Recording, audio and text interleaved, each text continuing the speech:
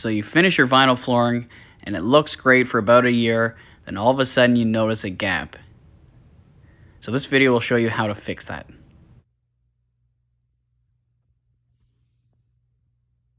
So what you're going to need is a rubber mallet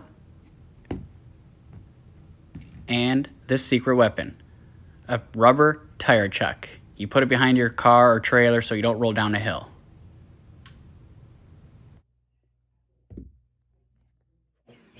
So an important step is making sure you vacuum that seam, because a lot of dirt and dust gets trapped in there and then it won't close properly.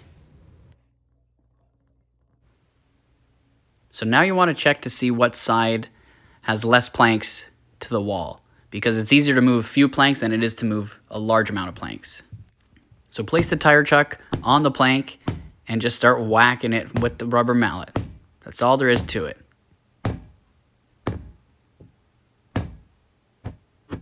It may take 5, it may take 25 whacks, depending on how hard that plank is to move. And then you may want to hit it from the back of the plank so you shift the whole thing. And as you can see, that gap is really closing up. Every so often, check with your fingers to make sure that you didn't hit it too far, because it will make a peak.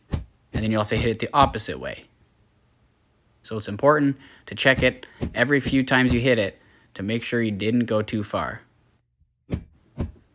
Again, after a few whacks, check that seam to make sure it's closing up. Here it is from a different angle. I put the rubber tire chuck at the back of the plank to shift it towards the camera, so it moves the whole plank as one.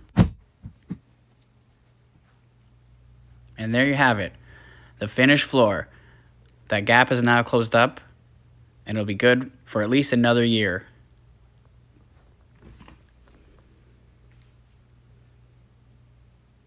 And in my case, because that tire chuck was used, it left a couple rubber marks. No big deal. A wet sponge, some light pressure, wiped it right off, so the planks and the flooring looked as good as new. And as always, thanks for watching my videos. Don't forget to hit that like button and subscribe so you don't miss a single video. New videos are posted every single week. And hit that little notification bell so you don't miss a single one. Thanks again for watching.